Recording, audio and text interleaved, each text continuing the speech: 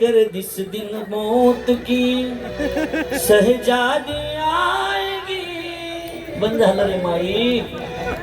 ना सोना काम आएगा ना चांदी आएगी. याच्यातलं काहीच कामाला येणार नाही. आल्या पावली निघून जावं लागणार आहे. त्यामुळे रोज तयारी करून ठेवायची. झोपेतून उठलं की रोज पिशवी भरून ठेवायची. आपल्या बडेवाडी पाठीहून जर पाथर्डीला जायला आपल्याला सकाळी 9 वाजता गाडी असेल, सकाळी किती वाजता? 9 वाजता गाडी असेल तर 9:45ला तरी बस स्टँडवर जावं लागेल का नाही? हो म्हणतात. काहीच वाटत नाही का हो म्हणायला सुद्धा? काहीच नाही. फक्त खरी कदरलेले चुना बिना. त्यामुळे इथे येऊन बसायचं 7 दिवस. त्याला कचून खायचं घेणं नाही. 3-3 किलो वजन वाढतं. एका म्हातारीचं नारळी सप्ताह झाले 3. गोपाल कृष्ण भगवान की जय. किती वाजता जावं लागेल बस स्टँडला? अहो 9 वाजता जर गाडी असेल तर बस स्टँडला कितीला जावं लागेल? 8:45ला. बरं, गाडी आल्यावर पिशवी आणायला जायचं का पिशवी भरून तयार असलं पाहिजे? पिशवी भरून. आता हे जरी विमान मला घेऊन झालं तर मी तयार आहे जायला. काय अडचण नाही. आता कंटाळा आलाय मला. लक्षात आलं का नाही?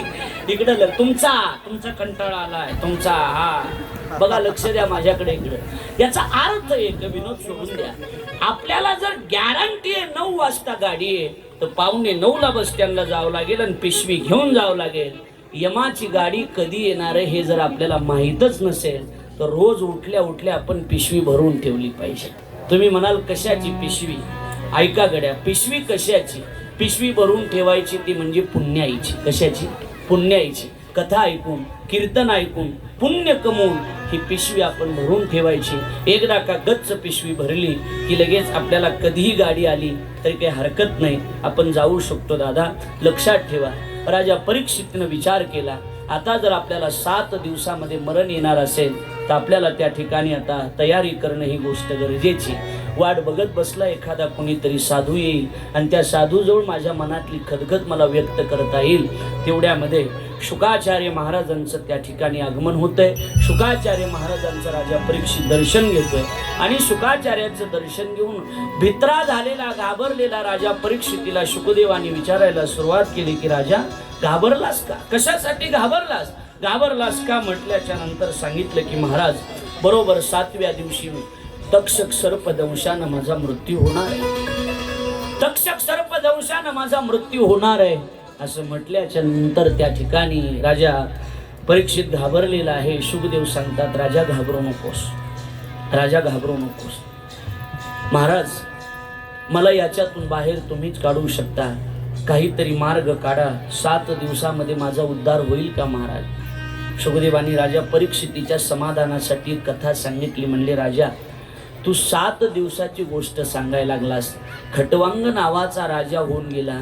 त्या खटवांग नावाच्या राजाचा 1 तासामध्ये उद्धार झाला होता. तुझ्यासाठी 7 दिवस आहे. 1 तास उरला खटवांग राजासी, 1 तास उरला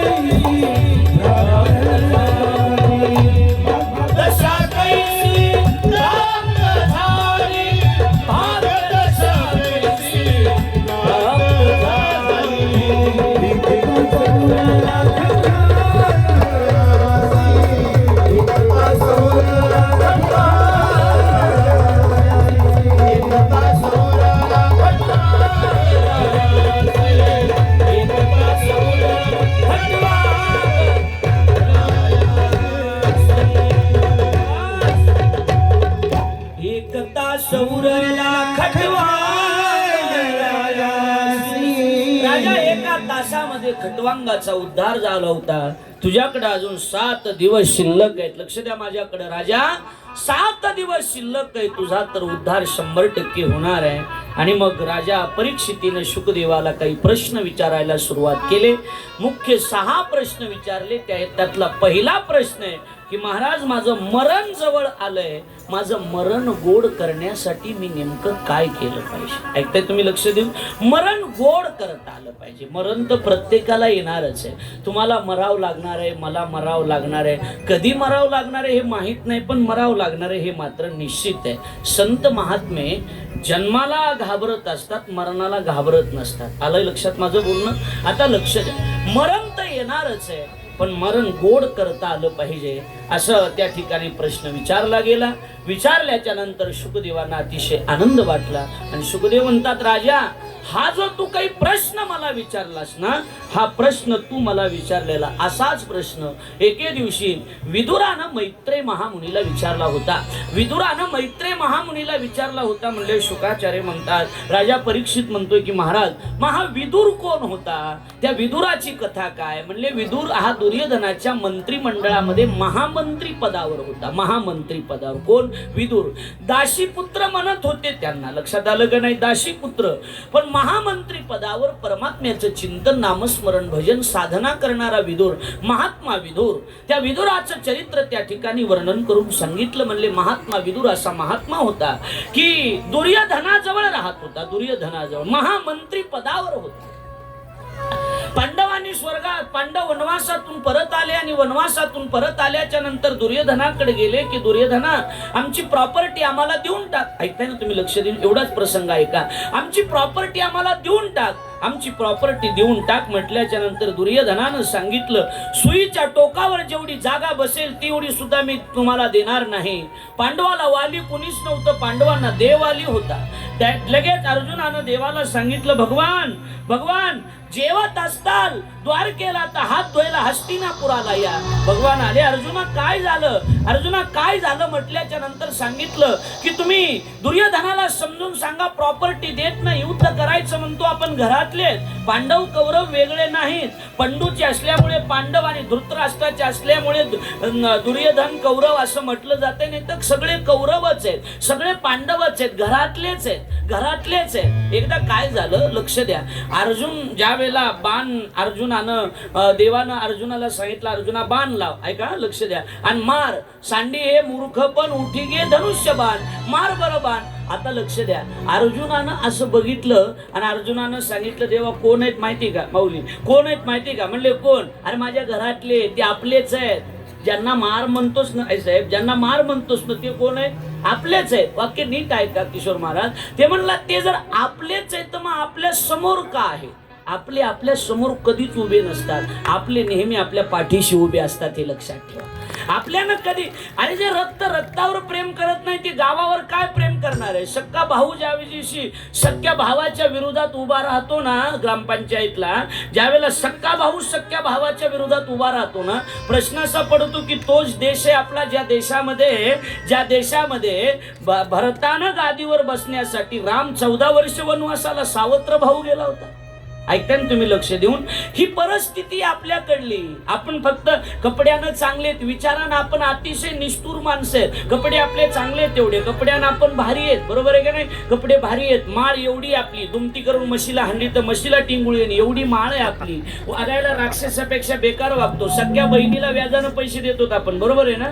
बरोबर म्हणतात. अजून लक्षात आलं का नाही? एवढी कुठे नीतिमत्ता भ्रष्ट असते का सांगा? तरी आपल्याला या गोष्टी कळत नाहीत. दादा परमार्थ वेगळा काही नाही. परमार्थ म्हणजे वेगळं नाही काही. परमार्थ म्हणजे तुम्ही चांगलं वागणं हाच मोठा परमार्थ आहे. वेगळा परमार्थ कुणी आणलाय सांगा? अजिबात नाही. लोकांनी परमार्थ अवघड गेलाय. वेदांतात असं काही लिहिलेलं नाही. थोडे आहे चित्ता साह्य झाली या. थोडस मन एकाग्र झालं, मन शुद्ध झालं, परमार्थ वेगळा करण्याची अजिबात गरज तुम्हाला पडणार नाही. फक्त अंतःकरण निर्मळ पाहिजे. म्हणजे काय टाळच घेऊन वाजवावा म्हणजे भजन होतं असं नाही. तुम्ही जे वाईट वागता ना ते चांगलेपणानं वागणं हे सुद्धा तुमचं भजन आहे. आदत बुरी सुधारलो बस हो गया भजन. आदत बुरी सुधारलो बस हो गया भजन. आदत बुरी सुधारलो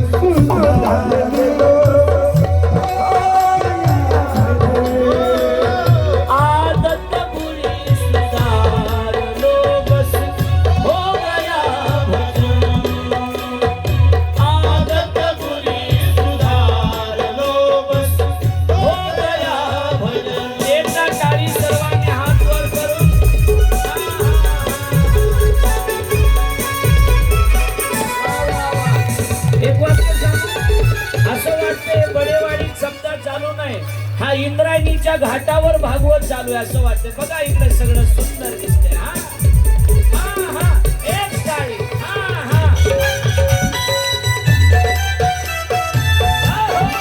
अरे हात वर या इकडे. हा झाडाखालचे तिकडे सावलीवाले. हा हा तिकडे कॅमेरा फिरवा सगळीकडे दिसू द्या सगळ्या.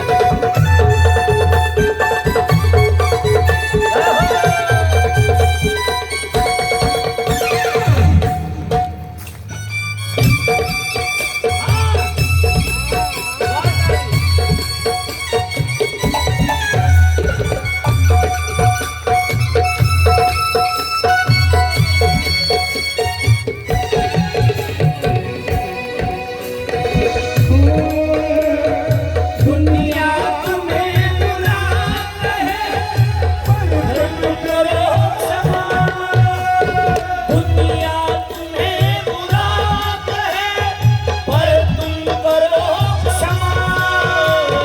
दुनिया तुम्हें बुलाता है पर तुम करो क्षमा. दुनिया तुम्हें बुलाता है पर तुम करो क्षमा. ऐका सानू साहेब लक्ष देऊन ऐका सगळेजण स्टेजवर बसलेले. आमचे बाळासाहेबजी सानू जे भगवान महासंघाचे आज उपस्थित आहेत की भगवान बाबासाठी त्यांनी भरपूर चांगलं कार्य केलेलं आहे. पण हे मात्र लक्षात ठेवा. दुनिया तुम्हें बुलाता है पर तुम करो क्षमा. दुनिया तुम्हें बुलाता है पर तुम करो. इकडे ऐका सगळे इकडे बसलेले पिंपळनेरकर ऐका. इकडे समोर बसलेले ऐका सगळे. ऐका रे कॅमेरावाले सगळ्यांनी ऐका. माईकवाले सतीश ऐक लक्ष देऊन सगळ्यांनी ऐका. हे सगळ्यांनी ऐकून ठेवायचं. हे चालूच राहणार आहे. लोक आपल्याला बोलणारच आहेत. लोक आपल्याला नावं ठेवणारच आहेत. लक्षात आलं का नाही. बोलत असणार ते बोलत राहतील. लोक तुम्हाला वाईट म्हणत राहतील पण तुम्ही त्यांच्या कधीच नादाला लागू नका. अजिबात नाही. दुनिया तुम्हें बुलाता है पर तुम करो दुनिया तुम्हें बुलाता है पर तुम करो क्षमा. बनाई को संभाल लो. बनाई को संभाल लो. बस हो गया. आदत बुरी सुधार लो. बस हो गया. आदत बुरी सुधार बस हो गया. आदत बुरी सुधार लो बस हो गया भजन.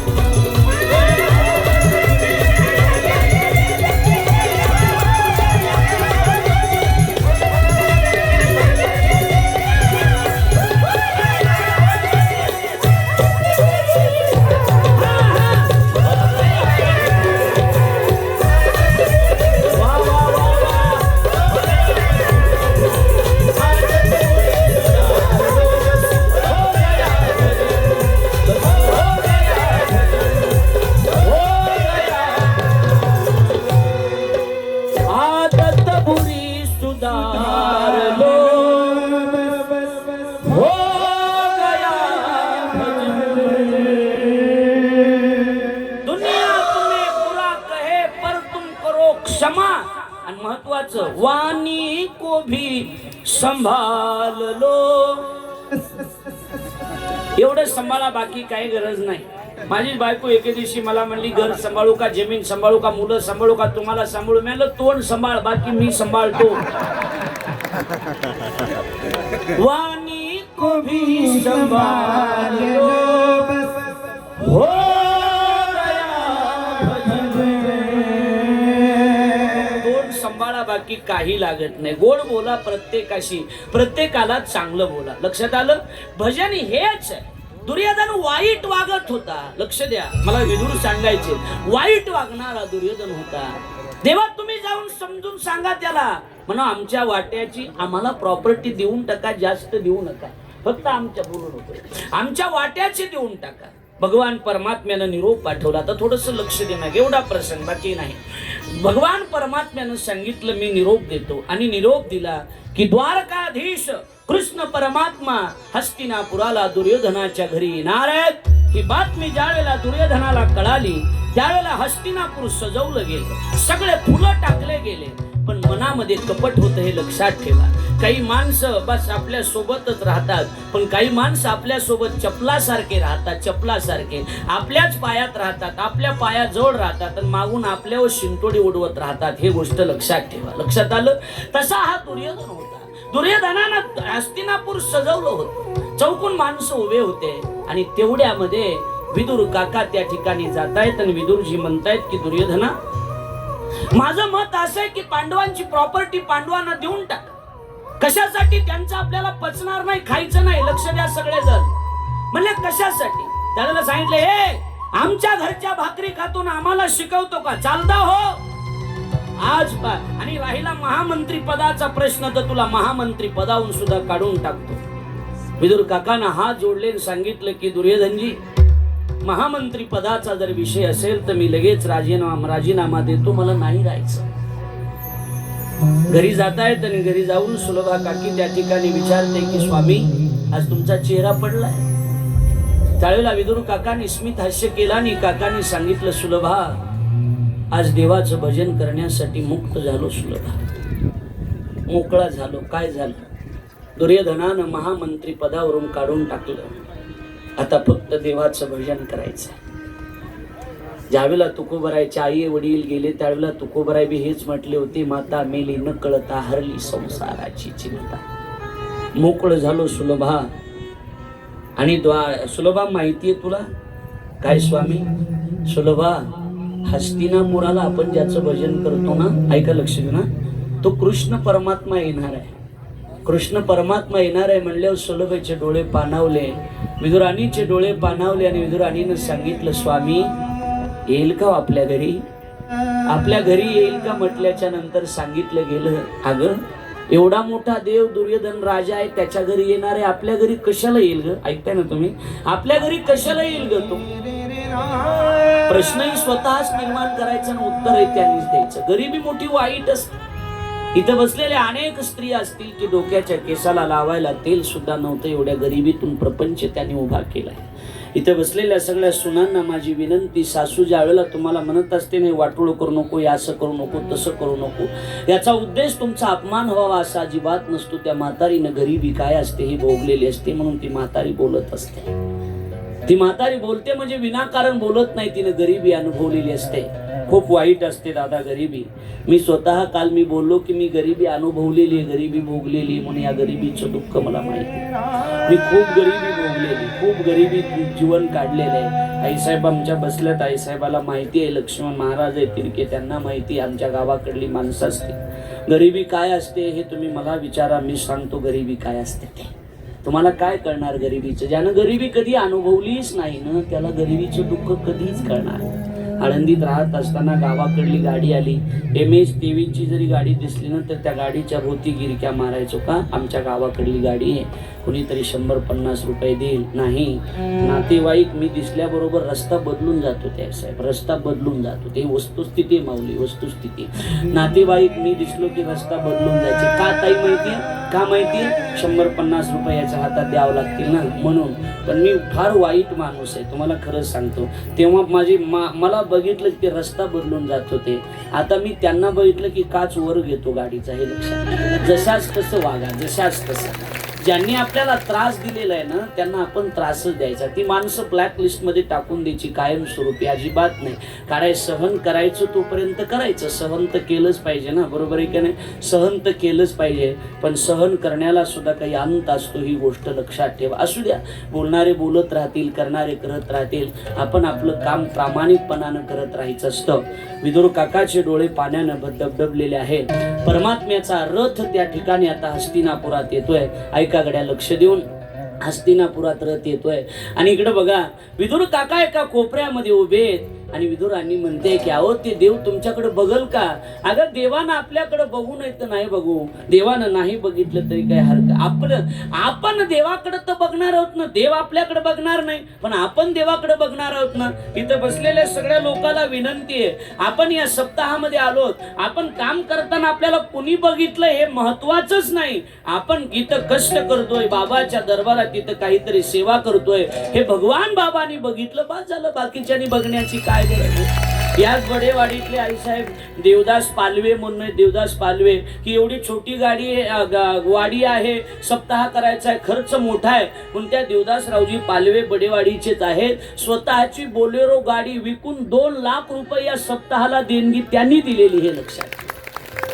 गाडी, स्वतःची गाडी विकून भगवान बाबावर किती श्रद्धा असावी, भगवान बाबावर किती निष्ठा असावी हे याच्यातून लक्षात येते. श्रद्धा श्रद्धा असते, आपली श्रद्धा आहे का अंधश्रद्धा हा फार मोठा प्रश्न आहे. विदुराची श्रद्धा होती देवावर, विदुरानं बघावं आणि विदुरानं सांगावं. देवानं नाही बघितलं हरकत नाही, पण आपण तर देवाला बघू शकतो ना. ऐकताय ना तुम्ही, ऐकताय ना, आपण तर देवाला बघू शकतो ना. म्हटले हा. आणि मग ऐका, आता रथ आला, विदुर काका बघत होते, विदुरानं त्या ठिकाणी देवाला बघितलं, हात जोडून डोळे बंद करून नमस्कार केला. देवा पाहिलं एकदाच तुला, दर्शन झालंय तुझं, एकदा समाधान झालं. ऐका आता, समाधान झालं. विदुर काका आता पुढे जातायत, भगवान पुढे जातायत आणि आता दुर्योधनाच्या महालामध्ये त्या ठिकाणी परमात्मा जातायत. 56 प्रकारचा भोग त्या ठिकाणी केलेला आहे. दुर्योधनाने विचारलं, भगवान आमच्याकडे येण्याचं कारण, लक्ष द्या, आमच्याकडे येण्याचं कारण. म्हटले कारण एकच आहे की भांडण नको, तुम्ही घरातली माणसं आहात, त्यांची प्रॉपर्टी त्यांना देऊन टाका, तुमची तुम्हाला ठेवा. सांगितलं देवा युद्ध करायचं असेल तर याच्यात सहभागी व्हा, नाहीतर तुम्ही मध्ये पडू नका, तुम्ही याच्यात पडू नका. सुईच्या टोकावर जेवढी जागा बसते तेवढी पांडवांना मी देणार नाही. त्यावेळेला ताडकन भगवान उठले जायला निघाले. दुर्योधनानं हात जोडले, भगवान 56 प्रकारचा भोग माझ्या मातेनं केलेला तुम्हाला माहितीये, माझे पिताश्री अंगद म्हणून माझ्या माईनं डोळ्यावर पट्टी बांधलेली आहे आणि म्हणून तिनं एवढा स्वयंपाक केलाय, 56 प्रकारचा भोग केलाय. भगवान 2 घास जेवून जा. आता लक्ष द्या सगळे पुरुष मंडळी, सगळे लक्ष द्या. भगवान 2 घास जेवण करून जा, जेवण करून जा म्हटल्या बरोबर देवानं सांगितलं, दुर्योधना जे माझं ऐकत नाही त्यांच्या घरी मी जेवत नाही. ऐकताय ना, जे माझं ऐकत नाही त्यांच्या घरी मी जेवत नाही. पितामह भीष्म माऊली तिथंच बसलेले होते. पितामह भीष्मानं सांगितलं, म्हणले आपल्या घरी जेवण करायला चला. भगवान म्हणले जे माझं ऐकत नाही त्यांचं जे ऐकतात त्यांच्या घरी मी जेवत नाही. ऐकताय तुम्ही, जे माझं ऐकत नाही त्यांचं जे ऐकतात त्यांच्या घरी मी जेवत नाही. दुर्योधन हसला, दुर्योधन म्हणला मग जाणार कुठं जेवायला, जाणार कुठं म्हणले. भगवान काय म्हणले माहितीये, भगवान म्हणले मला निमंत्रण अगोदरच मिळालेलं आहे, ज्या दिवशी तुम्ही हस्तिनापुराला याल त्या दिवशी आमच्या घरी जेवायला या असं निमंत्रण दिलंय. दुर्योधन म्हणला कोण आहे तुम्हाला जेव घालणारा? म्हणले विदुरानं निमंत्रण दिलंय, विदुर काकानं. दुर्योधन हसायला लागला, अहो त्याला काही किंमत राहिली नाही, आता मंत्री पदावरून सुद्धा काढलंय आणि त्याच्याकडे काय तुमची व्यवस्था होणार आहे. विदुर काका तिथंच बसलेले. विदुर काका म्हणले मी कधी निमंत्रण दिलं याला, मी जेवायला निमंत्रण दिलं नाही ना. असाच आहे देव, असाच आहे, जे अधिकारानं बोलवतात ना त्यांच्या घरी जात नाही, मनानं शुद्ध असतात त्यांच्या घरी जात असतो, हे लक्षात. असाच आहे देव, न बोलवता जाणार देव. विदुर काका म्हणले मी याला निमंत्रण दिलं नाही, हा म्हणतोय. असं खुणवलं डोळ्यानं, काय गप म्हणले मी बोलतो तेच बरोबर आहे, शांत बसलं आहे, शांत बस. म्हणले पुढे जा, तयारी कर. खुणवलं, इशारा केला. विदुर काका पुढे जात आहेत. ऐका आता लक्ष द्या आणि मग इकडं लक्ष द्या माझ्याकडं. दुर्योधन हसला आणि दुर्योधन म्हणायला लागला की भगवान तुम्ही विदुराच्या घरी जाणार आहे. काय विदुराकडं, काय त्याच्या घरी मंत्री पदावर नाही, गरीब आहे. अहो चूल पेटलेली नसेल त्याची मंत्री पदावरून काढलं तेव्हापासून 8 दिवस झालं चूल पेटली नाही, त्याच्याकडे काहीच नाही. भगवान म्हणतात त्याच्याकडे काहीच नाही, पण मला जे पाहिजे त्याच्याकडे आहे. मला भूक लागलेली आहे, पण भूक कशाची लागलेली आहे? मी जेवणाचा भूकेला नहीं, मैं किसका भूकेला हूँ. भगवान कहते हैं कि मैं सिर्फ और सिर्फ भाव का भूखा, भाव का भूखा मैं, भाव ही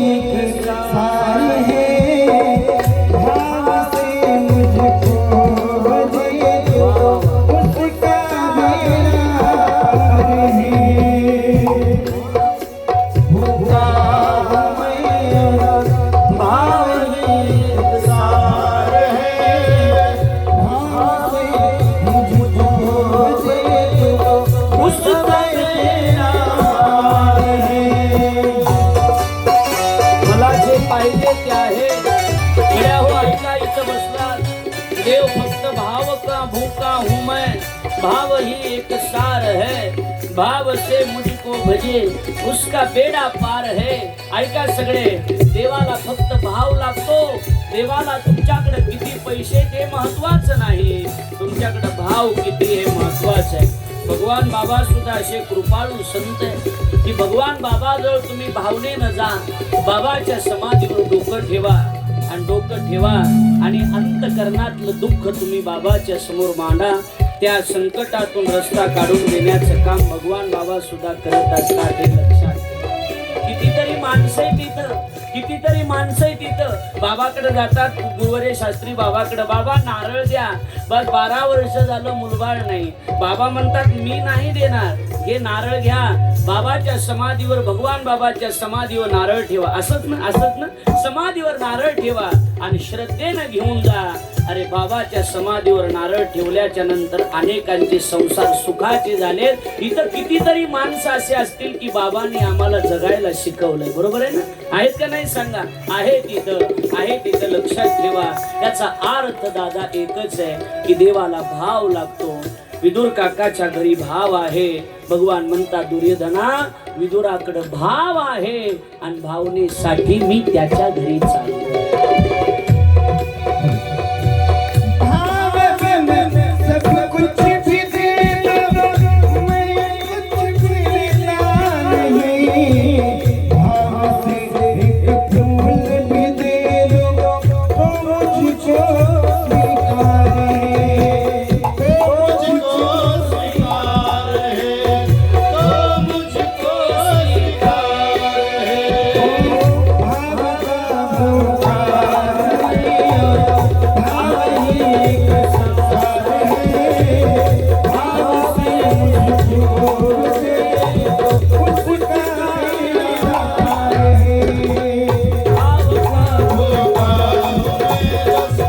भाव ही एक सार है,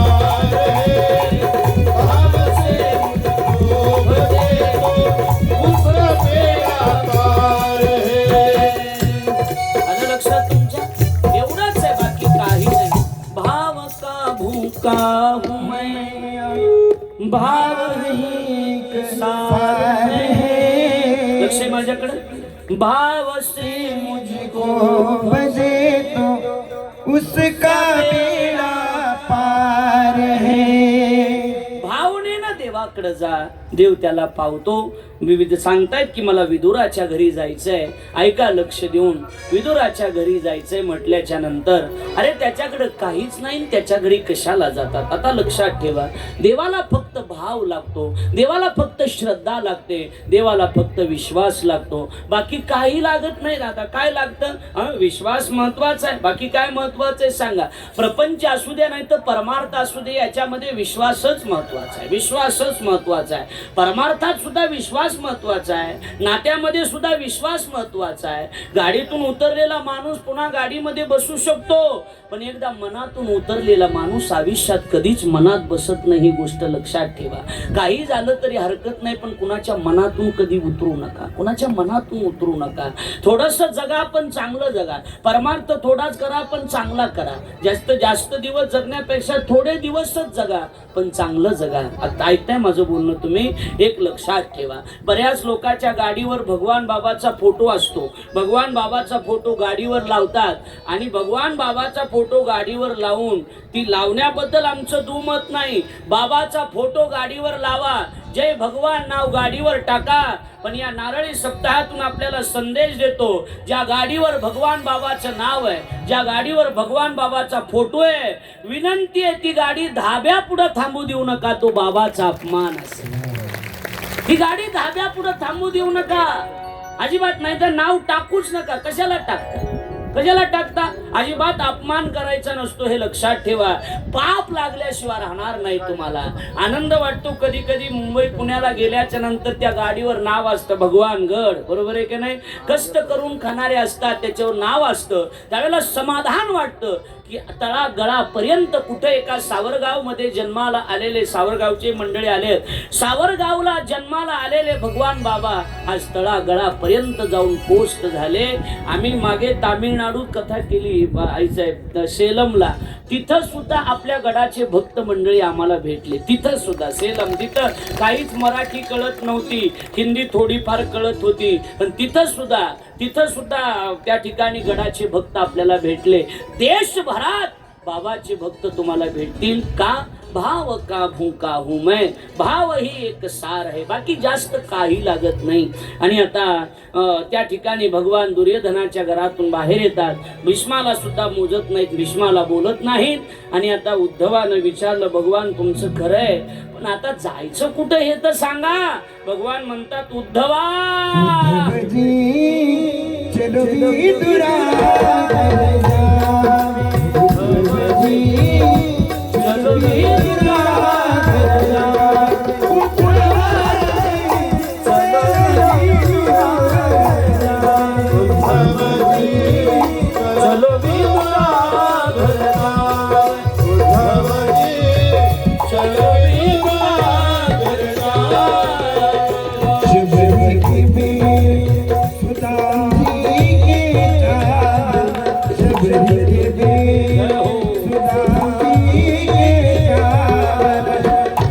के चाँद, रुचि रुचि बोल जावे, रुचि रुचि बोल जावे,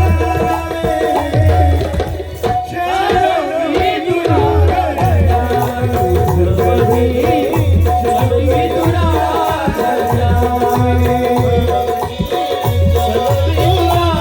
घर जावे, चलो विदुरा घर जावे, उद्धवजी चलो विदुरा घर जावे. विदुराच्या घरी जायचंय. भगवान विदुराच्या घरी जात आहे. सुलभा काकीला अतिशय आनंद झाला. आनंदाच्या भरामध्ये विभोर झाल्या. पाट बसायला टाकला होता. लक्ष द्या, पाटावर स्वतः काकी बसतायत. देवाला कातडे खायला देत आहेत. केळी स्वतः खातायत, कातडे देवाला. आता यांना थोडं थोडं माहित असतं बरं का. हे मी सांगायचं कानात सांगायचं. आता विदुराचं येतं, गप मर जाणं, ऐका जाणं, गपची पुढचंच सांगतात लगे एकमेकीला. गरज आहे का एकमेकीच्या कानात बोलायचं लगे? काय सवय लागलेली असते, काय देव जाणे. बरोबर आहे का? काय आमच्या गल्लीत सुद्धा अशा बायका गप्पा मारत बसतात. अशा मैत्रिणी आमची बायको त्याच्यात मला बायको आहे एक, लक्षात ठेव. पण मला सांगावता लागेल ना, एक बायको आहे म्हणून. लक्षात आलं का नाही?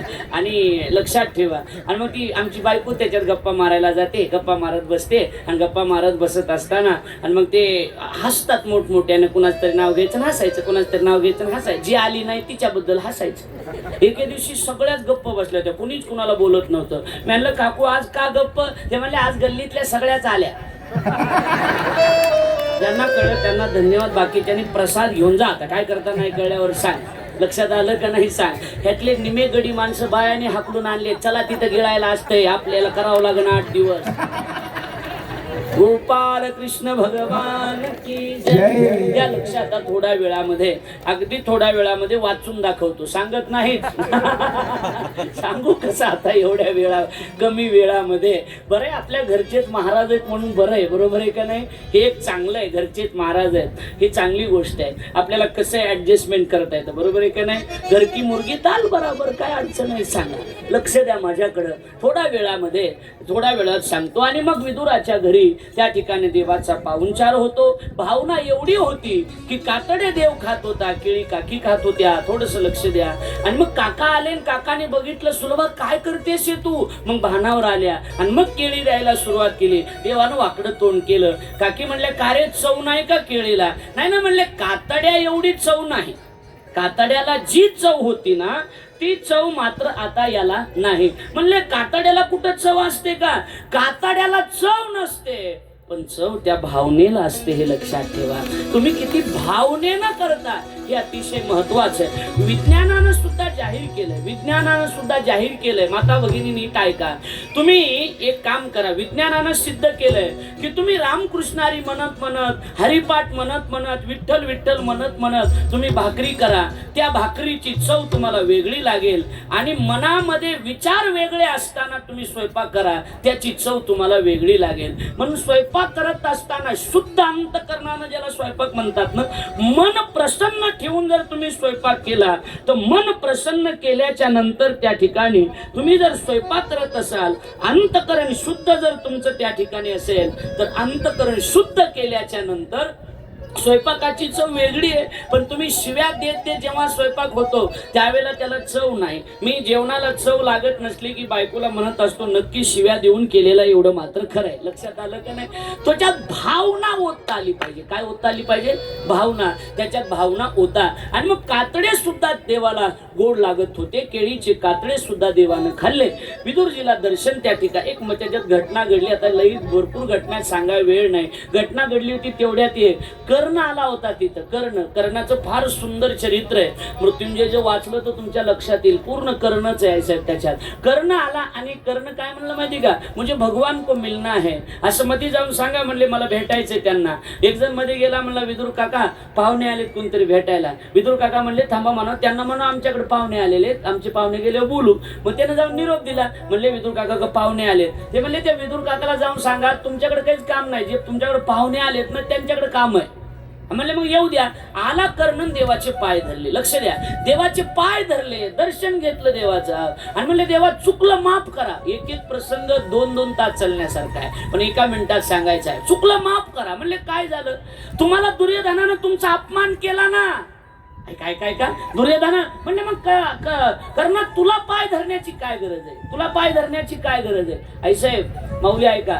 त्यावेळेला कर्ण काय म्हणला माऊली? कर्ण म्हणला देवा माझा काही संबंध नाही हो, पण माझा मित्र आहे हो. कळते का मी काय म्हणतोय ते? माझा कोण आहे? मित्र आहे. मलाही माहिती तो नालायक आहे, पण मित्र आहे ना. नाही कळलं तुम्हाला? स्टेजवरच्यांना कळले, तुम्हाला नाही कळणार याच्यातलं काय. कसाही असू द्या हो, पण शेवटी कोण आहे? मित्र आहे ना. एकदा नातं जोडलं ना ते कधीच तोडायचं नसतं पुन्हा. ऍडजस्टमेंट. तुम्हाला वाक्य सांगू सोपं, एकच वाक्य सांगतो. I love you, I miss you, no I understand you. मी तुला समजू शकतो, हे सगळ्यात महत्वाचं. एकमेकाला समजून घेता आलं पाहिजे. कमी जास्त तर होणारच आहे, चुका तर होणारच आहेत, बरोबर आहे का नाही? चूक भूल तर प्रत्येकाच्या जीवनात होणार आहे. हो बाबा कसं जरी मी वागलो तरी शेवटी मी तुमचा मित्र आहे ना. वा वा म्हणावंच लागेल ना तुम्हाला. हा वा म्हणा, वा म्हणा, हा असं म्हणावंच लागेल ना तुम्हाला. काय करणार आहे सांगा? एवढाही वाईट नाही एवढ्यानी म्हणण्यासारखा. मी लक्षात आलं पण म्हणावं लागेल. म्हणले माझा मित्र आहे आणि मित्र असल्यामुळं त्याच्या सगळ्या चुका मी पोटात घातल्या. त्याच्या वतीनं मी तुमची माफी मागतो. काय सुंदर आहे हे सगळं. त्याच्या वतीनं मी तुमची माफी मागतो. काय सुंदर. मला तर असं वाटतं की मित्र हा एखादी गाडी करून आपल्याला त्या ठिकाणी मुंबईला, पुण्याला, गोव्याला घेऊन जाणारा मित्र आपल्या जीवनात नसला पाहिजे. त्यानं म्हणावं हे चल आता आपण गाडी करू आणि भगवान बाबाच्या गडावर बाबाच्या दर्शनाला घेऊन जाणारा एक तरी मित्र आपल्या जीवनामध्ये असला पाहिजे. ही गोष्ट लक्षात ठेवा. ऐकताय तुम्ही? लक्ष देऊ. लक्षात येते माझं बोलणं? असा एखादा माणूस कमवा. असं कुणीतरी जीवनामध्ये पाहिजे की त्याच्याजवळ मन हलकं करता आलं पाहिजे, मन मोकळं करता. पण आता अशी माणसं हल्ली राहिलीच नाही. तुमचं काय होतंय माहिती का? माझ्या खूप जवळची मैत्रीण आहे म्हणून काही गोष्टी शेअर करता, महिन्याभरानं लक्षात येतं त्याच गोष्टीचा तिनं शेअर बाजार केलेला असतो. आलं लक्षात? त्यामुळं आपल्या गोष्टी कुणाजवळच कधी शेअर करायच्या नसतात. प्रसादजी ऐका लक्ष देऊन. लक्षात आलं का नाही? कधीच कुणाजवळ शेअर करायच्या नसतात. आपण अंतकरणात ठेवायचं. लक्षात आलं का नाही? मनात ठेवायच्या असतात काही गोष्टी. लक्ष द्या. आता माझ्याकडं लक्षात येईल. विदुर काकाचं दर्शन घेतलं आणि त्या ठिकाणी कर्ण निघून जात आहेत. ऐका लक्ष द्या. मोठी कथा आहे पण सोडून द्या. आता कर्ण गेले, भगवान परमात्मा जाणार आहेत. विदुरानं त्या ठिकाणी एक आश्रम तयार केला आणि विदुर काका त्या ठिकाणी भजन करतायत, नामस्मरण करतायत. लक्ष द्या. नामस्मरण करतायत, भजन करतायत. काय करावं काही कळत नाही. तीर्थयात्रेला निघून जात आहेत आणि तीर्थयात्रेला निघून गेल्याच्या नंतर पुढे ऐका, तिकडे त्या ठिकाणी मैत्रेय महामुनीच्या आश्रमाकडे जायचंय. वाटात त्यांना उद्धवाची भेट झाली. उद्धवाला विचारलं की मी तीर्थयात्रेला गेलो होतो. भगवान म्हणले भगवान निजधामाला गेले. पण उद्धवा भगवान निजधामाला गेले विदुरा, पण जात असताना तुझी आठवण केली होती. एका वाक्यात सांगतो, तुझी आठवण केली होती. म्हणले माझी? म्हणले हो तुझी आठवण केली होती. आता एक भागवतात मुद्दा आला की देवाची आपण रोज आठवण करावं, कनिष्ठ भक्ती, पण देवानं आपली आठवण करावं ही श्रेष्ठ भक्ती आहे. लक्षात आलं का नाही? काय मजा आहे हो याच्यामध्ये. आपण तर रोज त्याची आठवण करतो, आपण तर रोज त्याची आठवण करतो, पण आपण आठवण करण्यापेक्षा कधीतरी आपण ज्याच्यावर मनापासून प्रेम करतो त्यानं सुद्धा आपली आठवण केली पाहिजे. काय सुंदर आहे हे सगळं बघा ना. ख्वाबों की सजी ती महफिल ये हसरत नीलाम हो गई, तूने एक नजर क्या देखा मेरी जिंदगी तेरे नाम हो गई. लक्षात आलं? आपण त्याला समर्पण केलंय ना, कधीतरी त्यानं सुद्धा आपली आठवण करणं गरजेचं आहे. तेव्हा आम्ही संपूर्ण जीवन जर तुला समर्पित केलं असेल तर तू सुद्धा आमची आठवण केली पाहिजे. लक्षात आलं का नाही? तू सुद्धा आमची आठवण केली पाहिजे. आणि म्हणून विदुराची आठवण करतायत, मैत्रेय महामुनीच्या आश्रमामध्ये जात आहेत आणि मैत्रेय महामुनीला अतिशय आनंद वाटला, मैत्रेयाला समाधान झालं, मैत्रेयाला त्या ठिकाणी समाधान वाटलं आणि सांगितलं की परमात्म्यानं जे ज्ञान दिले ते ज्ञान मी तुम्हाला देणार आहे. आता संवाद तिसरा सुरू झाला. तिसरा 3 संवाद प्रमुख आहेत आपल्याकडं. पहिला संवाद आहे सूत शौनकांचा, दुसरा संवाद आहे सुखदेव आणि राजा परीक्षितीचा आणि तिसरा संवाद सुरू झाला विदुर आणि मैत्रेयाचा. पहिला प्रश्न मरण गोड करण्यासाठी काय करावं, दुसरा प्रश्न किम श्रेया म्हणजे धर्म कुणाच्या आश्रयाने राहतो, तिसरा प्रश्न तुमचा परमात्मा किती अवतार धारण करतो आणि चौथा प्रश्न महत्वाचा आहे दुःखाची निवृत्ती परमानंदाच्या प्राप्तीसाठी आम्ही काय करावं. 6वा प्रश्न जीवनातला अतिशय महत्वाचा आहे की 6वा प्रश्न असा आहे की तुमचा परमात्मा सृष्टी का निर्माण करतो, जग का उत्पन्न करतो, सृष्टी विस्तार आम्हाला सांगा. सृष्टी विस्तार सांगत असताना त्या ठिकाणी नाभीतून कमल, कमलातून ब्रह्मदेव, ब्रह्मदेवाच्या डाव्या अंगापासून स्त्री, उजव्या अंगापासून पुरुष, स्वयंभू मनु शतरूपा राणी, स्वयंभू मनु आणि शतरूपा राणी त्यांना 3 मुली 2 मुलं झाले. देवहूती, आकुती, प्रसूती मुलं झाले उत्तानपाद आणि प्रियव्रत. देवहूती दिली कर्दम महामुनीला, आकुती प्रजापती, रुचीला, प्रसूती दक्षाला. देवहूती आणि कर्दमाला 9 मुली झाल्या, 9 विधा भक्ती आहे. 10व्यांदा जो एक मुलगा जन्माला आला त्याचं नाव कपिल भगवंत. 9 मुलीपैकी एक मुलगी अत्रि ऋषींना दिली, तिचं नाव अनुसया आणि त्यांच्या बुटी भगवान दत्तात्रय रूपाने अवतीर्ण झाले. आता एक एक मोजा तुम्ही असे 24 मोजायचे. लक्षात आलं का नाही? भगवान दत्तात्रय रूपाने अवतीर्ण झाले. आकुती दिली प्रजापती, रुचीला मुलबाळ झालं नाही, परमात्म्यानं यज्ञ रूपाने त्यांच्या बुटी अवतार घेतला, त्याचं लग्न झालं दक्षना नावाच्या मुलीबरोबर. ऐकताय तुम्ही? लक्ष देऊन. प्रसूती दिली दक्षाला दिली, दक्षाला 16 कन्या, त्याला 13 धर्माला दिल्या, 14वी पितृगणाला, 15वी अग्नीला, 16वी महादेवाला सती देऊन टाकली. तिन्हीचा वंश सांगितला, एका मिनिटात सांगितला का नाही? अभ्यास लागतो त्याला, उगाच नाही. लक्षात आलं का नाही? अभ्यास लागतो त्याला. एवढं शॉर्टकट करायला अभ्यास लागत नाही. कुणाचंही काम आहे ते अजिबात नाही. हा लक्षात ठेवा, इकडे लक्ष द्या. 2 मुलं आहेत उत्तानपाद आणि प्रियव्रत. उत्तानपादाचा वंश सांगितला. उत्तानपाद नावाचा राजा, त्याला 2 राण्या. पहिलीचं नाव सुनीती, दुसरीचं नाव सुरुची. सुरुची आवडती, सुनीती आवडती. सुरुचीचा उत्तम, सुनीतीचा ध्रुव. सुनीतीचा आणि सुरुचीच्या 2ही मुलं उत्तानपादाच्या मांडीवर बसले होते. मांडीवर बसल्याच्या नंतर त्यानं त्या ठिकाणी सुरुची आली आणि सुरुचीनं मांडीवून त्या ठिकाणी ढकलून दिलं ध्रुवाला. ध्रुव आईकडे गेला. आईने सांगितलं जंगलात जा, तपश्चर्या कर. तपश्चर्या केली, भगवान प्रसन्न झाले आणि भगवान प्रसन्न झाल्याच्या नंतर आढळ पदावर ध्रुवाला बसवलं गेलं. असा उत्तानपाद नावाच्या राजाचा वंश सांगितला. प्रियव्रताचा वंश 5व्या स्कंदामध्ये सांगितला. प्रियव्रताचं विश्वकर्म्याची मुलगी भरीष्मती बरोबर लग्न झालं, त्यांना 10 पुत्र झाले. त्याला सगळ्यात मोठा अग्निंद राजा, त्याचं पूर्वचित्ती बरोबर लग्न झालं, त्यांना 9 पुत्र झाले. सर्वात मोठा नाभिराजा, नाभिराजाचं मेरुदेवी बरोबर लग्न झालं. मेरुदेवी बरोबर लग्न झाल्याच्या नंतर त्यांच्या पोटी भगवान वृषभ रूपाने अवतार धारण करतात. पुढे वृषभाचा इंद्रदेवाची कन्या जयंती बरोबर विवाह सोहळा संपन्न झाला आणि जयंती बरोबर लग्न झाल्यानंतर त्यांना पुन्हा नंतर पुढे 100 पुत्र झाले. त्यातला सगळ्यात मोठा भरत, त्याला वासना झाली. जडभरत राजा हर निगर्भा गेला, घाला तो घातला वासनेने. लक्षात आलं? घाला तो घातला वासनेने. 5वा स्कंद पूर्ण झाला. गोपाल कृष्ण भगवान की जय. आणि 6व्या स्कंदाचं इकडे लक्ष द्या. 6व्या स्कंदाचं चिंतन करत असताना 5व्या स्कंदाच्या शेवटी नरकाचं वर्णन केलं. राजा घाबरला गेला आणि राजा घाबरल्याच्या नंतर त्या ठिकाणी नाम महिमा वर्णन करून सांगितलं. अजामेळ्याचं चरित्र त्या ठिकाणी वर्णन करून सांगितलं. अजामेळ्याचं चरित्र वर्णन केलं. नंतर ध्यान प्रकरण, नाम प्रकरण त्या ठिकाणी वर्णन करून सांगितलं. 7व्या स्कंदामध्ये त्या ठिकाणी 3 वासना सांगितल्या. आला का पाऊस? 3 वासना सांगितल्या. मिश्र वासना, दैवी वासना आणि असुरी वासना. तिथं भक्त प्रल्हादाचं चरित्र त्या ठिकाणी वर्णन करून सांगितलं. नंतर गजेंद्राख्यान, समुद्र मंथन, देव दानवाचं युद्ध सांगितलं. सांगितलं 8व्या स्कंदामध्ये, 9व्या स्कंदामध्ये रामायण सांगितलं आणि 10व्या स्कंदामध्ये गोपाल कृष्ण परमात्म्याचा जन्म त्या ठिकाणी सांगितला गेला. देवकीच्या गर्भा येईल भगवान, सगळेजण आनंदाने त्या ठिकाणी विचार करतायत की भगवान परमात्मा त्या ठिकाणी जन्माला येणार आहे. देवकीचे तेज जिसे जैसा सूर्य. आणि मग जन्म झाला मथुरेत, आनंद गोकुळात, सगळ्या गोकुळामध्ये आनंदी आनंद, गोपाल कृष्ण भगवान की. आणि तो गोकुळात जो आनंद झाला तोच आनंद आपल्याला त्या आनंदात सहभागी व्हायचे. सर्वांनी उभे राहायचे, सर्वांनी. जय हो. सगळ्यांनी नाचून आनंदाने सहभागी व्हायचं. गोकुळातला आनंद आहे हा. हला हला हला असे ग्रुप करा सर्वांनी.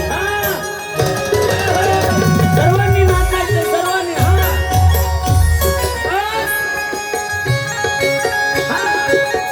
सर्वांनी सर्वांनी.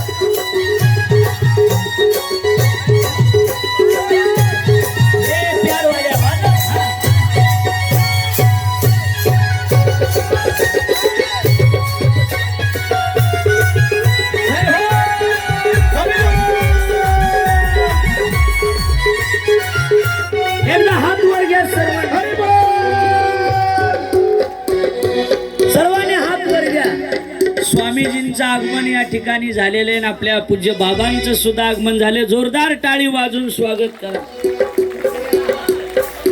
हा एकदा हात वर घ्या सर्वांनी.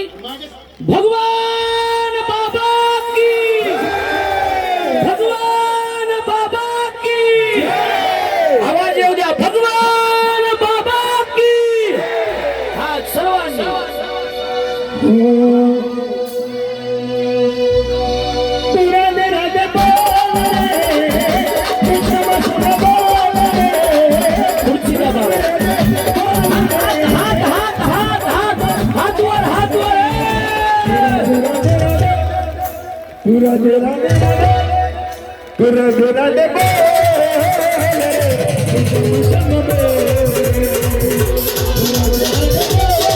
हात वर घ्या. असे असे हात. हा हा हा.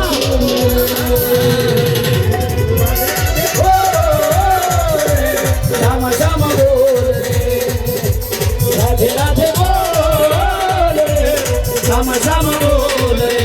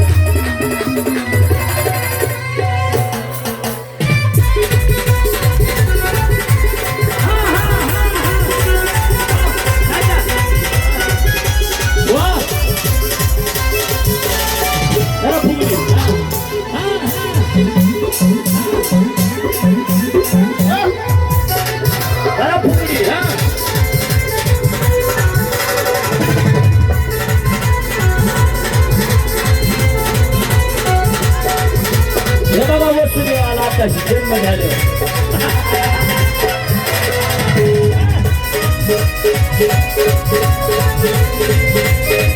हात हात वर, हात वर, हात वर. हा सर्वांच्या हात वर. हा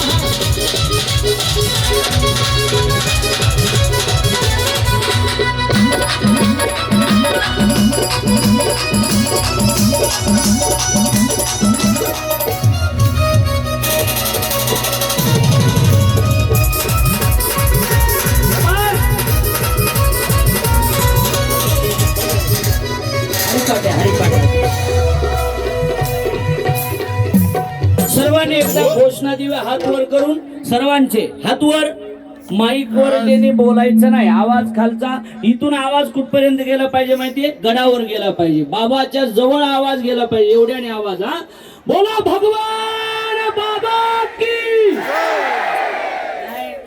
आवाज नाही. बासुंदी. आज बासुंदी तसा आवाज आला पाहिजे.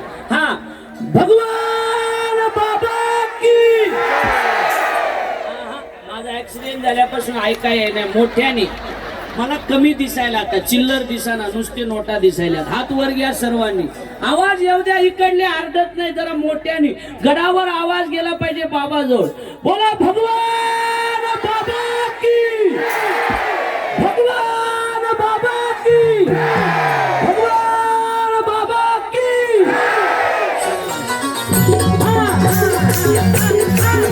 सर्वांनी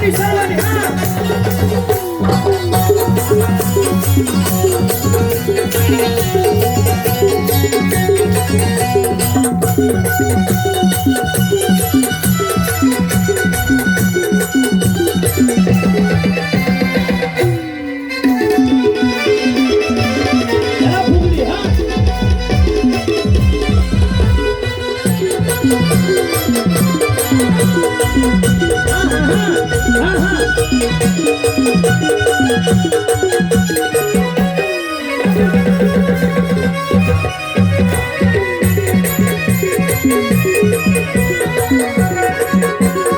बस. इंदुरीकर महाराजांचं कीर्तन लक्ष्मण महाराज स्वामीजी लक्ष्मण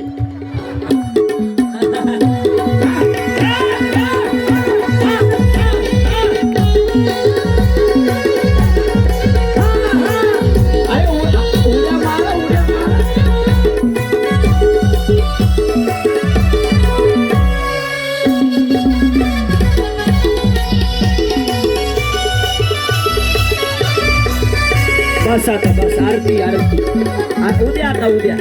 उद्या आता मंडपात उद्या बस उद्या मंडपात अरे पडतेल पुन्हा एखादा महाराजाला जावं लागेल पुन्हा दरवर्षी इथून त्यापेक्षा